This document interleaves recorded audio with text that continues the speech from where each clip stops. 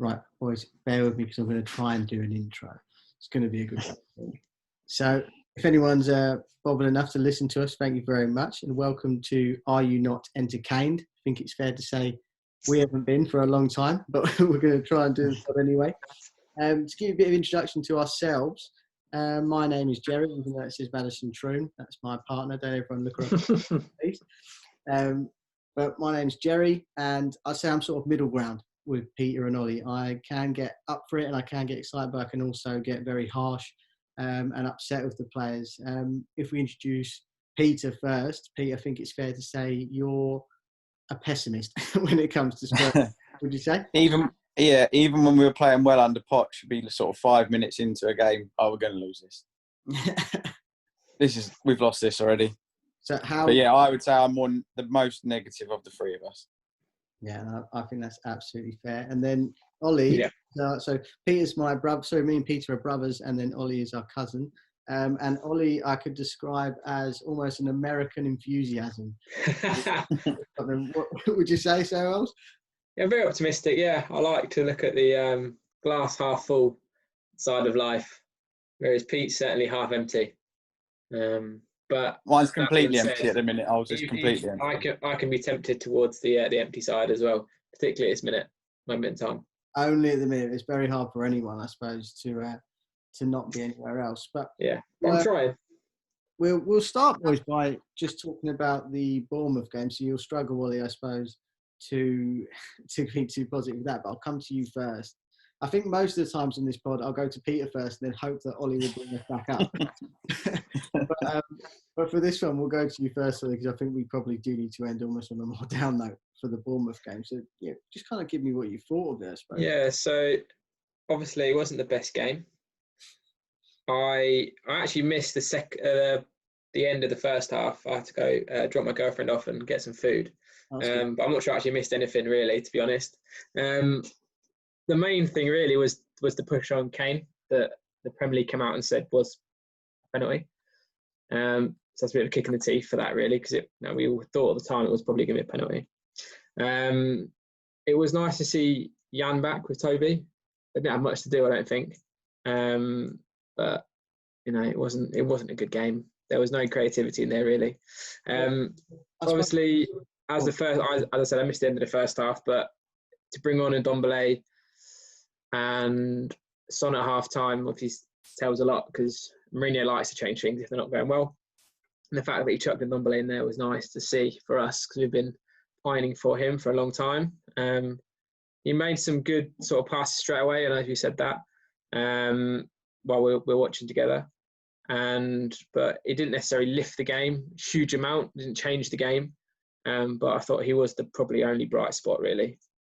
Him and Lloris, I'd say, put up the bright spots for that game. Yeah, I think if you're trying to find some sort of positive, you go, we got a clean sheet again. But we've got a couple clean sheets at the expense of what, in terms of the attacking sense. So, Pete, I know... all of it. Yeah. Pete, you obviously watched it as well. We all sat on a phone chat and tried to watch it together. What did you make of it, or could you find anything that sort of gave you any hope? Not really, to be honest. I think, we're playing a Bournemouth side that are fighting relegation, but they looked flat as well. They didn't create a lot. We didn't look particularly tested. I mean, they were probably the better side. What was the stat? We were the first team since they were in the Championship. 2015. And we didn't have a shot on target against them. And it's like Mourinho's plan is constantly Aurier high right, and that's the only way we create stuff. And it doesn't do anything, because when he gets there, he'll cross well once or twice in a game, and maybe not even in the game. Maybe in a couple of games you get one or two in. And it's just so frustrating. Nothing. He just seems to be so stubborn with it. And I know we're going to go on and talk about him and Tanguy and what's going on there again. But like you said, he came on and at least he looked positive and he looked forward. And actually, he started getting other people changing. Like Winks was so passive in the first half. And as soon as N'Dombele came on, he started looking for forward passes. And it is a kick in the teeth that, like you said, we should have had a penalty. But we didn't deserve to win. We didn't deserve to win the game. That was. You've got 85 minutes left of a game to do something. exactly. Yeah, we did nothing, and we didn't deserve to win it. And then we also got very lucky with the one that hit Josh King on the hand on the way, away in at the death. But yeah, for me there was no positives. Jan and Toby playing together was fine because we play so deep, so they were never tested. They had no chance of getting in behind, so it didn't really. I feel like those two might have got exposed with a bit of pace if they try and play highest, because they can't do that anymore. So, but I don't know. I suppose the question is, like, we say, and you have to give Jose some credit, and you say, yeah, he has gathered up a few clean sheets. We obviously won't get any, or he's got quite defensively. But is it not the easy thing? Is it a fix that isn't that impressive, considering he's done that by making the two wingers almost become wing backs? Sonny's not able to attack. He looks completely stifled when he's on the pitch to me. So I think if you're able to make your team better defensively, but you do that because you've made every single player go and defend, and to the expense of not being able to even create one chance, that probably isn't impressive coaching in my book, or in my opinion. So I just wondered what you guys thought that, because in my opinion, it looks like he said, well, no one's allowed to get forward, and then he surprised that they're not able to score and create anything. If you're afraid to play two creative midfielders against the team who are second bottom in the league, or were second bottom in the league, then surely you're never ever going to do that. But on the flip side, is he doing that because he's preparing for next season, where he's already decided that he will play two defensive midfielders, and he's saying, well, it doesn't matter too much, these results, I'm building something for next year. Pete, I'll go to you first. Yeah, I agree with you, to be honest. I feel like he's stifling a lot of people. I mean, the Sonny thing, he looks like, I don't know what's going on with him at the moment. He doesn't even, like, when he gets the ball, I can't remember the last time I saw him take someone on. Just go at his fullback. And I think, we talked about it the other day, I don't know if that's because the few times that he is able to get forward, he's just shattered because he's been told you have to follow and track back and protect your fullback every single time. And there's just nothing. It looks like he's got nothing in the gas. And some of it is probably confidence with him as well. But yeah, I think there's a lot of star for players. And you just have to look at Kane, how deep he has to come to get involved in the game of football now. And Mourinho giving it that he's going to score goals in his team. He's not, because we literally don't create for him. He's had nothing. He had a tap in against Sheffield United right at the death.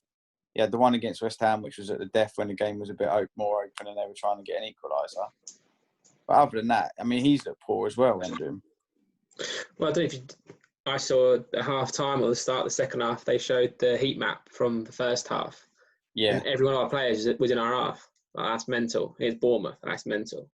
Yeah, I mean, we've been crying out to at least see a 4-3-3 or something different to this 4-2-3-1 that he keeps. And so my question, I suppose, is it a player thing, or we haven't got a defensive midfielder? I appreciate that, but I think Winksy could fill in there, definitely. Maybe he's not the best, but he could fill in that spot. But so is it a player thing? Is that why does Mourinho feel like he has to play like this? I don't know. But even against Everton, he went 4-3-3, didn't he? Yeah, he changed it. Got a scrappy own goal, and as soon as we scored, he went 4-2-3-1 and straight away protected that 1-0 and went, this is where we stop now. And then we literally did nothing for the rest of the game, didn't create. Sonny had a couple of half chances, but so that makes me wonder, is that him trying to get this into their heads that once we get a lead, we're going to defend it, maybe? I don't know. The talking of the scrappy goal, that concerned me. I was thinking about it the other day, how the two games we won, we scored against Everton with, like you say, an own goal, very scrappy. The West Ham one, they scored an own goal, and that was how we took the lead. And then after that, which shouldn't have actually counted anyway. Yeah, that Sanchez's hand, didn't it? Exactly. Yeah. That one could have gone contentious. So the worrying thing is that until a team, we got that one goal against West Ham, we did score against United, and we got a goal against Sheffield United, but they were sort of, I mean, the counter-attack was the best one for me, the Bergwijn goal, but even that was sloppy from the defenders. The goal against Sheffield United, they've probably switched off. They've won the game, so it's kind of just full into the end. So the worrying thing for me is when a game is in any position where it's contestable, we don't look able to break through teams and create anything. So surely logic would dictate pop a couple more creative players on the pitch. And I think Hmm. a lot of Spurs fans are going, "Oh, I've got a very attacking lineup here," but there's a difference between an attacking lineup and a creative lineup. Yes, you play three wingers who are going to run at the defence. That doesn't mean they're creative players. It means they're dribblers, and there's a big difference. Lo Celso and Tanguy are more creative players. Ericsson was a super creative player, but Mora, Son, even Dele, I wouldn't say as a creative player. They're better who are perhaps to be slipped in or beta players. A difference, in my opinion. Yeah, there's no one to play positive passes that's going to break down teams. Which is Like you said, you've got dribblers and runners, and Dele Alli. I don't even know what Dele Alli's good at anymore. He's the best off the ball runner you'll ever see. He's good. He's good at running. He is a ghost run. That's the sad thing, though. He's number 10, but his best thing is his ghost run. So it's almost like, He needs to stop doing that completely. I appreciate he's injured, but before he was injured, he's trying to go deeper and play on the ball. You're almost asking, are Spurs good enough to have a player in their number 10 position whose best asset is not being involved in the play and then appearing out of nowhere to score a header? Or to score I saw him do an interview, and granted, it was a couple of years ago. It was one of those ones where you check your FIFA stats or something, and he was fuming at like some of his passing stats. I was thinking, you don't pass the ball. You can't. You play it 5 yards to the player wide of you or into Kane's feet. Other than that, you have no real ability on the ball. Agreed. I think a lot of these problems, they aren't just down to Mourinho, though. I think 18 months, you could argue, we've been pretty terrible for, even under Pochettino. I did read about the comparison between the start of the season under Poch versus now, and we picked up a lot more points. There's no doubt about it. I think we're about 10 points ahead of where we were in the 21 games, something it was, can't remember what it was. But so things have improved, but that's point-wise, that's not visually. And as the name of the podcast suggests, we do watch football to be entertained, not to get 1-0 wins, but this is a debate that comes around to, do you watch football to win trophies or to actually enjoy watching the football? And it's always a tough one. I actually like to enjoy watching football. And I think trophies are a bonus. Yeah, it's good. It actually moves into our next. That's all right, Pete. It moves into our next area, which is kind of speaking about Mourinho. And off the back of what you just said, Ollie, I was thinking about this the other day, and I wonder, like, if you offered me this and you said to me, right, you either have to watch Mourinho's football, which could be this pragmatic, defensive, sturdy game where we're maybe bored to tears, but we win games 1-0. And perhaps we get success. And you say to me, well, you do that for a season, but you win the Premier League. I'll say, yes, okay, I'll do that. But I think it's totally unrealistic for anyone to think that is possible and that is going to happen. So really, I think what you're being asked is, are you happy to go through this kind of football and watch this style for Spurs to win a League Cup, let's say? That is more realistic. And I have to think, if I'm honest, my answer would be no.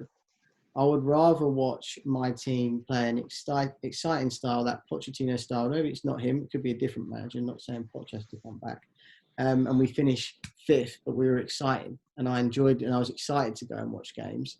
Than at the moment where I'm quite miserable, even when the Everton 1-0, I just come out of it being quite bored and not really happy and almost felt the soul's being sucked out. So I want to ask you two, would you take a League Cup next season, just a League Cup, let's say, and finishing like sick-fish in the league, but start Mourinho's football? Or would you rather get rid of Mourinho, finish a bit lower, win nothing? So let's say you finish like 8th, but the football's exciting. Which would you go for? I'm going to go Ollie first. Yeah, difficult, because part of entertaining football is winning. So it's all great playing great, but if you're losing all the time, that's not entertaining. So I think it's difficult. I would take. You look at Liverpool, you look at Spurs. When we first got Pochettino, we didn't win every game, but we played well. And you could see what the manager wanted. My view, I don't see what the manager wants. I don't understand what the tactic is. I don't understand what he's trying to do. Even when we're defending, you can't see a tactic in place. It's just this mid to low block constantly. which I just don't. Even I wouldn't want to watch that and win the League Cup. I would potentially watch it to win the Premier League, but like I said, I think that's unrealistic. It's just seeing progress. That's the key thing. Like, I don't mind going for a year or two of not being in the top 4 or whatever, or that sort of thing. But it's just seeing progress, and I don't. The quotes come out this morning about Mourinho talking about how he's not in it for himself anymore. I thought was interesting. I don't know if you've always read that. Essentially, he's talking about being a club man now, which I thought was really interesting. And that sounds like Levy speaking, talking about trying to instill this mentality of winning and whatnot. But to go back to your question, I think both options are pretty crap, but I'd probably take the entertainment football one. Okay. Yeah, I would take entertaining football all day. I think we talked about this before. Actually, before I forget, going back to what Ollie just said, and Mourinho saying he wants to be a club man, he's not in it for himself. At the start, when he first came in, I thought that I would say that's a massive, massive lie, because we looked so open and so poor defensively when he first came in. It was like he went, I'm a different Mourinho. Look at me. I don't have to be the old Mourinho who shuts up shop and we win 2-0 every week. It was like, I can get my teams playing, attacking, exciting football. And to be fair, when we first started, we were 3-0 up against West Ham, 3-0 up against Bournemouth, but then conceded 2 goals both times because we were so open all the time. So I don't think he's definitely in it for himself. He's trying to prove something. He's got something to prove after Man United, I think. But yeah, I would have to. I've said this to you two so many times since we've been watching, since lockdown and since we've come back again, that I can't watch this for a year. I can't do it. I'm going to have to change sport or change club or anything. I can't. It's just, like you said, that just sucks the life out of you. It's horrible. And Ollie, as well, you saying going back to Liverpool, where we were when Poch came in, and how they've gone way past us. Like we were probably ahead of them. We were, to be fair, and then they've just shot past us. City as well, long gone. United at the minute look unbelievable. Again, thanks to Fernandes. I'm going to have a complete off-topic question for you.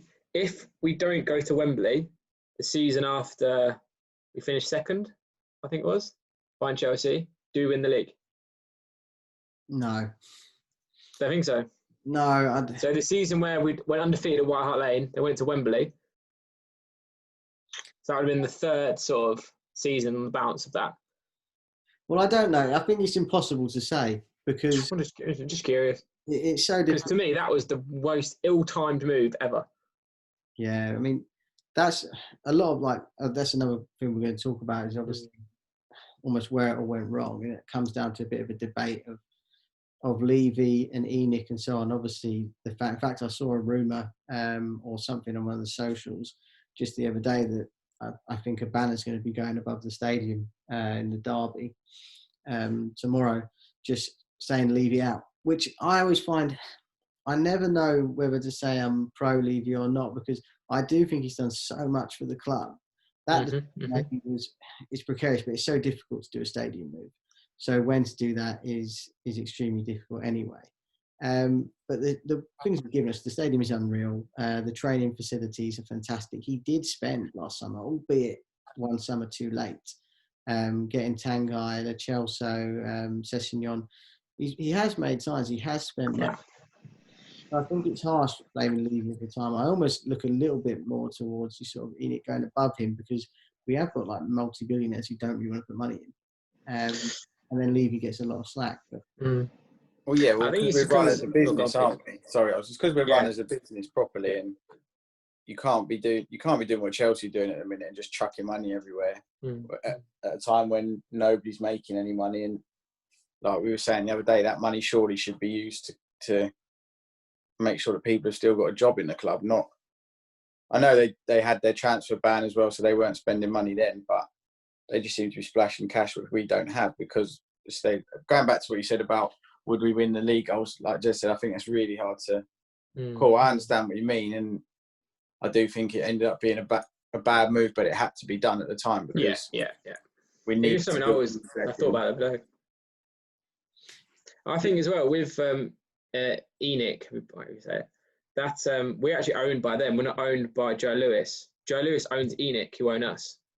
So the company own the club, but they won't put the money in. If that makes sense. Yeah. So it's a weird kind of thing, because they were, when we first got bought, if I remember correctly, they had loads of different shares in different clubs, and they put them all into us basically.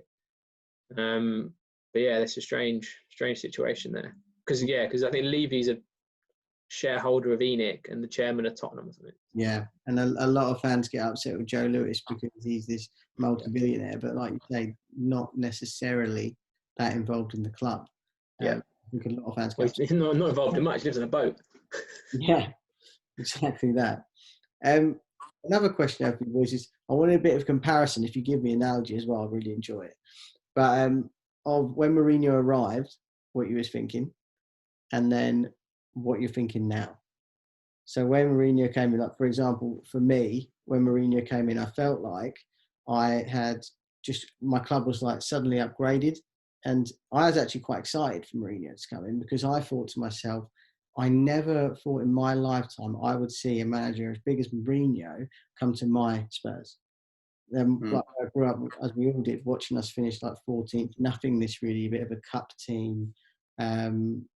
Not too much to get. I mean, we was an exciting player or two, but never like the biggest star in the world. And then Mourinho almost felt like that marquee signing, like we'd almost made it. Oh, we got Champions League final last year, and although he's coming in a difficult time, we're big enough to attract a Jose Mourinho, and that to me was exciting. I felt like I just got like a Range Rover, and I was a bit of a powerhouse now. When actually, I think maybe what I did get was more like a bit of a camper van. And I didn't realise that... you got a Range Rover, Jez, but it was just 25 years old. Yeah, exactly that. I thought I got the latest range, but actually I've got myself a proper old school Range Rover, and it doesn't really start very well. It's a bit sticky. It's great at the back, really good defence. You wouldn't be able to knock through it. You wouldn't be able to break into my car, but will my car be able to drive and be exciting? Probably not. That's where I think I'm at the minute. So I want to, because I know that, like, for example, Ollie, you didn't want him, did you? Whereas I did. I was very unsure in the whole thing anyway. I personally felt that Pochettino deserved a bit more time with us. I think he was very clear on the fact that we needed to be a proper rebuild. And I thought he'd earned the right to oversee that. I can't disagree with the fact that we were awful. So something happened that I think almost forced Levy's hand a little bit. So for that, I understand. I think at the time I wasn't keen on Mourinho after seeing what happened at United.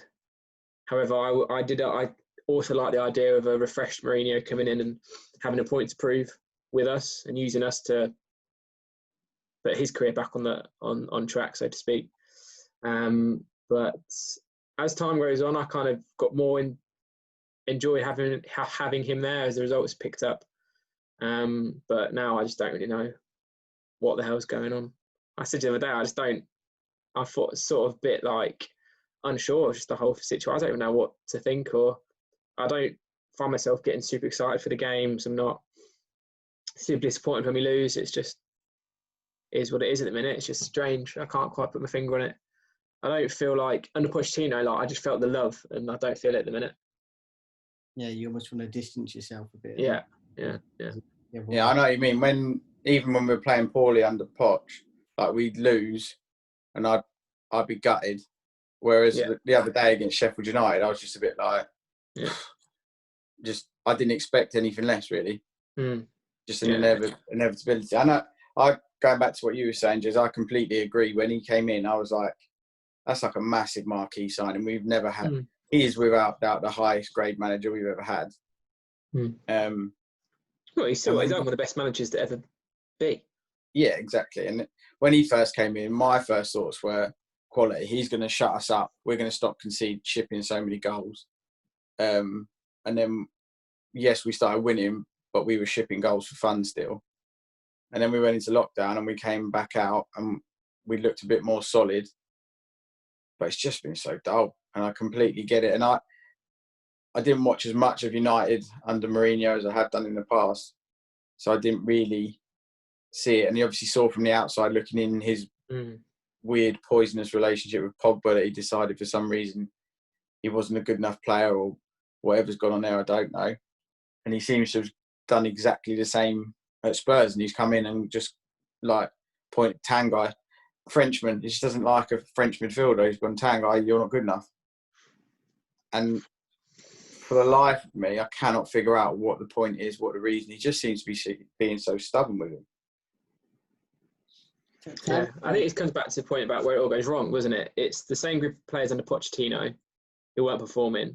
They're still not performing. So is it just the man? That's what I think. I think the players have got a lot to answer for as well. It's interesting because I heard someone say the other day, and they were saying that, Ollie, and they were going 100%. It's the players. The squad are completely gone. It's been going on for months. And this particular person stated if Pep Guardiola came into that team, they'd play the same way, which I think is so naive. I just thought it's a crazy thing to say. If Pep comes in, I don't see, maybe we're wrong, because maybe it is the players are just so far gone, which I think would be shocking if that's true. But I can't see how Pep doesn't go into that dressing room and motivate and go, this is what I believe, and all get on board with it. I think Mourinho is different because although he can ignite a spark and get everyone motivated, everyone singing off the same hymn sheet, he can also divide opinion quite easily because he's so contrary. Yeah. Whereas Pep seems to just go, well, this is exactly what we're doing, and everyone goes, wow, okay. But I think it's because it's exciting. Like, the players don't seem to be enjoying this. They obviously didn't seem to be enjoying it with Poch, but I actually think in a weird way, a lot of them have probably gone, oh, wow, the grass was greener before. And maybe we've made a mistake, because in my opinion, they did lose him his job, them and but I think they did cause him a lot of issues. But going into Tanguy, Pete, you sort of brought him up. What do we think is going on there? Because obviously there's something going on. Even after the game, and I agreed with you, Ollie, the Bournemouth game, that Tanguy didn't necessarily steal the show, but what he did show was a bit of positivity and a bit of energy. And actually, he wanted to get forward and to create something. And by trying to create things at points, even when he messed up a through ball, it might win us a free kick or it might get us in a better position. Yeah. So why do we think is the big reason that Jose won't play him? Because he even said in the interview afterwards that he only brought him on because Gio got hurt. He didn't want to bring him on. And they didn't give him any praise whatsoever, so he obviously wasn't pleased. And it's divided the fan base, whether or not he should start or whether he should be playing. So what's our opinion on this? I think he doesn't.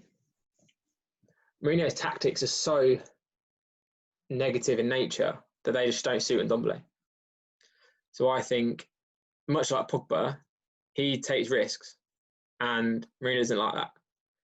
He likes to keep things as sort of consistent and calculated as he can. And a player like N'Dombele doesn't get that. And I think I said to you boys in the game that it's kind of testament to N'Dombele himself and his mentality that even with all of that, he still tries things. And he's kind of ignoring him to a degree in that sense. Like, he's still trying to do things, and that probably annoyed Mourinho more. So I think it's just he's the complete, much like Pogba, the wrong playing style. And you've seen it in the past with De Bruyne and Salah and players like that who Mourinho just didn't take a liking to. I appreciate they were younger in their careers and whatnot, but it seems strange that players like that just don't get on with Mourinho. How old's N'Dombele? What is he, like 22, 23? 23, I think he is, yeah. Quite young. But you see I in don't that know. time with like 24, 25, that's when you're hitting your peak, realistically, isn't it? As a midfielder, I'd say. Yeah, maybe a push, maybe 27, 28. Yeah. Depends what style you are. But for me, I think he, like you said, he's stuck. Like Mourinho likes that. It's like fundamentals, isn't it? You do your job, your fundamental job, and you sit in your position, and that's that. And Tanguy just doesn't. You can't put shackles on him because it's not how he plays. Like you said, his style just doesn't seem to suit. But I can't. But he's saying Mourinho's giving this. I'm going to be a club man. You can't be stubborn then. So don't be stubborn and do it for the club. And the whole fan base is, well, maybe not the whole fan base, but a massive amount of the fan base is calling for this man to start because he will make a difference. And I actually think for him, the pressure must be so high. He knows he should be in that starting 11. Or he probably believes, because as a professional athlete, he should believe, I belong in this starting 11. I'm good enough to start. I can change this around for us. And he doesn't get game time, and when he does get game time, the pressure on him must be ramped up so high for him to try and prove to this man who inexplicably hates him that I am good enough to play. And that's why, like, even against Bournemouth, like you said, he was trying stuff and he was making mistakes, because I just think that the pressure's so high on him to think. For me, I was desperate for him to come. I think you said as well, just for him to come on, basically win the game for us, and then he walked straight into the team for Sunday, because without him, I just don't see what we do. That rolls us in, actually. Let's talk about the derby. I can't really think of, certainly in recent years, of a derby where I'm going in quite so solemn and, if I'm honest, dreading the game. I can't think of a time much before.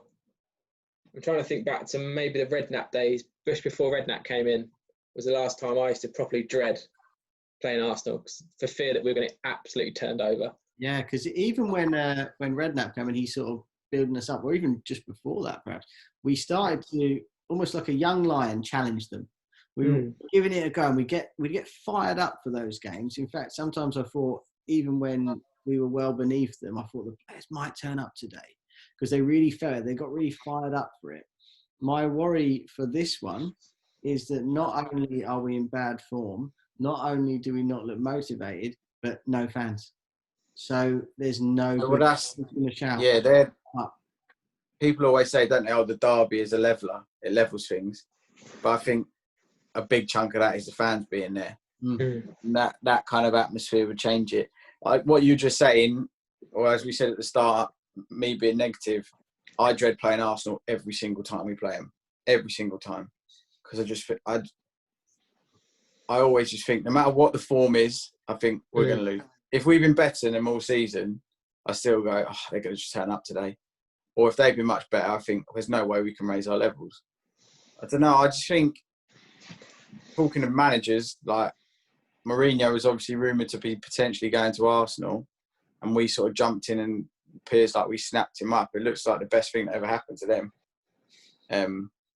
Well, that's a bit strong, actually. They've had a lot of better things happen to them than Mikel Arteta. But in recent years, the best things ever happened to him, because he's gone in and fixed their shape, but still lets them play football, and they're fast and they're positive. And, you know, granted, they drew against Leicester the other day. They were maybe a little bit unlucky with I think with the red card, but I think he was unlucky in that he's just come on the pitch and he's overstretched and stuff.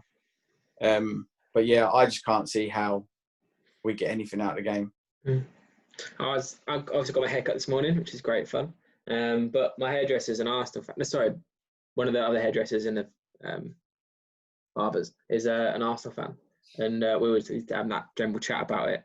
And he's not looking forward to it either, because he was saying very much what we're saying, that it's still a Mourinho team, and they can still score a goal and shut up shop. And what you're saying is that, obviously, I don't watch Arsenal, so I don't really know what they do. But from what he was saying is they've not been great. At the back, they're very open. Attacking wise, they're okay, but at the back, they're not. It's like the opposite to what we are.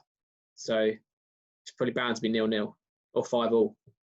Well, I mean, to be fair, the two clubs have, and it's maybe sad, I mean, Spurs and Arsenal fans might not like me saying this, but I think the two clubs are in very similar positions. Very similar positions, except for, at the moment, I think the Arsenal fans are going into this game quite excited about what Arteta could do with the club. The Spurs fans are going into the game more fearful of what's so I think it's kind of a flip role reversal. And if I had Mourinho gone into Arsenal, I think it's the same as a Mourinho fit of us, because I think the clubs are in the same place, where it does seem like a square peg in a round hole, because both teams are, or were, shocking defensively, but quite excited going forward. Whereas now we've been completely flipped by Mourinho, and he's gone, we're solid and firm. And to be fair, we have been. But as we said, at the expense of any Sheffield United, I guess. Sheffield United game, which did seem like, as he said, less his coaching, more character. Been a problem for a long time. But to be fair, I don't mind him calling out the player's character, because we can all see it. So I respect him for that. Like, he is a winner, and he will weed out those who are not winners, which I think we needed. Even under Pochettino, in the least harsh way possible, he'd never won anything. Really as a player and not really as a coach. Mm. Whereas Mourinho has won everything. And I think you listen, even at a subconscious level, you might listen to him more. And if he's telling you don't want it enough, you want to prove him wrong, which is what we initially thought he was trying to do to N'Dombele. But now I think he just doesn't like him. Said it might be a gauntlet, but I don't think it is. I think it's just workplace harassment. Just playing a little bit of like devil's advocate, you're saying just about him coming into us and it not really fitting and being the same with Arsenal. Do you think that's because? So his thing is we're defensively solid. That's what we are. Let's look at where he's been successful. I didn't really see much of him at Porto. They obviously won a Champions League, bit of a freak. Then he went to Chelsea, and without being too disrespectful, have they had a style over the years that Chelsea have been a football club? Like Spurs and Arsenal have always been known for playing forward-thinking, attacking football. I don't know if Chelsea have always been... That was their big argument against him, wasn't it? So Man United is the same thing. So he didn't fit in there. Chelsea didn't necessarily have a style. So he's gone in there and go, well, this will be our style and this is how we're playing. He was successful. Inherited a very good Real Madrid team. Also was at Inter Milan. The whole country plays that way, that defensive style. I think with the Real Madrid team, he did break the goals record for the La Liga in that season. Remember rightly. That's what I mean. He won the most games, scored the most goals, and conceded the less goals. Like, it was ridiculous what he did that season or 2 seasons. I'm trying to force it to fit my narrative here, Rolls. That's for sure. Sorry, I'm just throwing out at like the style thing. I get you. That front three, like he had Benzema banging goals and Ronaldo banging goals for him in that Real Madrid team. And yeah, he did make them more solid defensively. But I was just thinking, is it a style thing where his thing doesn't fit that club? Definitely arguing for it. Yeah, I think it's a good point. Because you say, like, yeah, he broke the goals record with Real Madrid, but I think many people might have been able to, without being disrespectful, that it's like playing FIFA and they're ridiculous. So you want to go on and try and do it with a lesser club and build them up. It's more fun, Football Manager, that sort of thing. I know it's very different. It's not real life. And Mourinho's probably forgotten more about football than us boys will ever know. But as it's our club, you feel that you can give your opinion, and you. That's why we do this. That's why we're going to do this pod, I guess. But yeah, I do think it is a style that doesn't particularly fit, and that's why it needs a whole squad up. I don't agree with the idea that if it's totally the player, only thing wrong is the players. I do think you can label playing with the manager, and whilst I want to give Mourinho hope and I want to give him some praise and I want to get on board, I'm struggling to at the moment. So I think this game, I mean, I'll say this and then I'll change it afterwards. But I'll wait till next season. But to me, it's like last hope, where I'm not just totally losing faith and not even wanting to watch the games, even though I will. Or say I won't watch them and I'll go watch someone else, but 100% I'll watch every Spurs game. I feel like this is almost the last time for him to go, well, come on, fans, I can do it. This is what I'm capable of, and get on board. Because if he doesn't, and then we go into the summer in this real negative frame of mind, we then watch the Amazon series, which in my opinion is only going to make me sadder. That's going to be so depressing to watch that. I think it's going to be really fascinating to get a peek at the players' mentality, though, isn't it? But it'll probably be negative and make you feel worse. They'll all just come, not looking too bothered. Oh no, that wasn't great, was it? And then you think, oh, for God's sake, we've got no chance. So it could swing you even lower than you already are. It's just looking at I've got the table up quickly, and obviously at the minute we're set 8th. Arsenal's at 8th, and we're set 9th, so they're a point ahead of us. Interesting, we've scored more goals than them, and they've conceded more goals than we have, which is quite an interesting one there.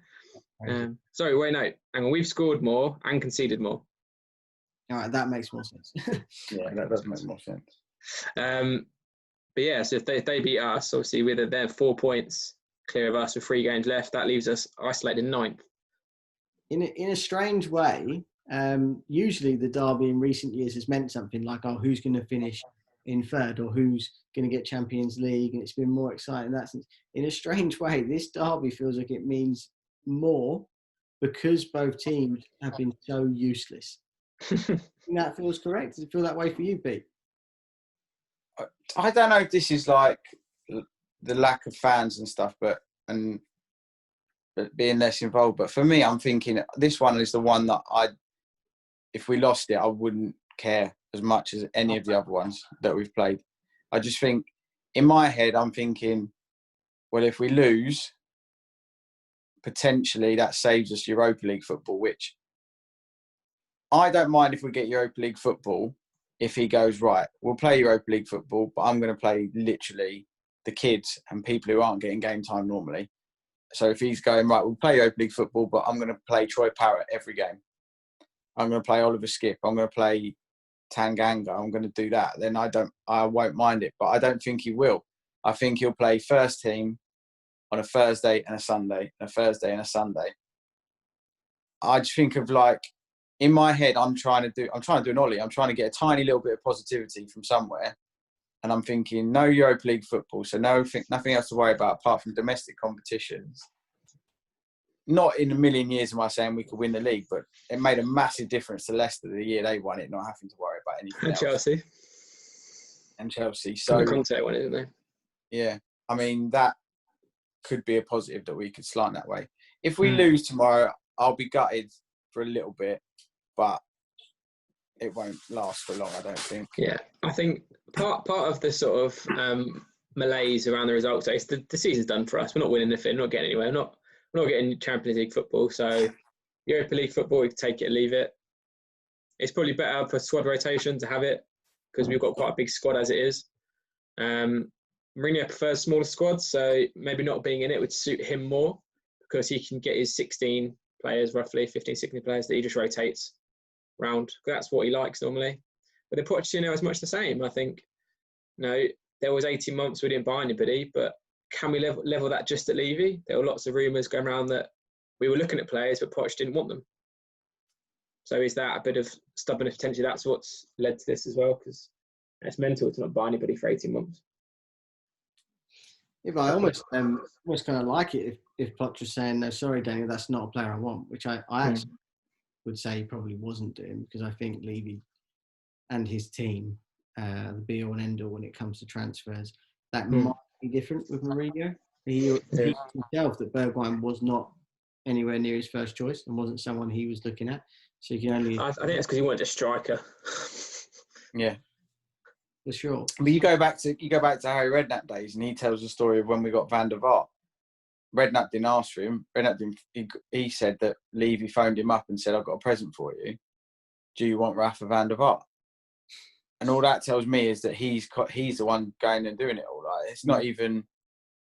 I don't know if Harry's given him certain positions that he wants a player in, but... There's also the Redknapp story. He talks about Zaha and Nelson, wasn't it? He wanted Cahill and someone else, another striker, and he ended up with Louis Zaha and Ryan Nelson, and we didn't finish top four. I can't remember how it went, but it was something along those lines. Ryan Nelson's like 36 or something. Yeah, it's a joke. What a signing he was. If we wrap it up, as we'll do, I want to ask you two questions each. Go on in. The first one is I'm going to ask for a prediction, not just a scoreline for tomorrow, but how you see the game playing out. And we'll go Pete first, and I'm hoping that Ollie will bring us some kind of enthusiasm afterwards. Okay, I predict that Mourinho will stick with the exact same game plan he's had so far, which means Aurier is going to go disappearing high and right, and it's going to afford Aubameyang so much space, it's going to be disgusting.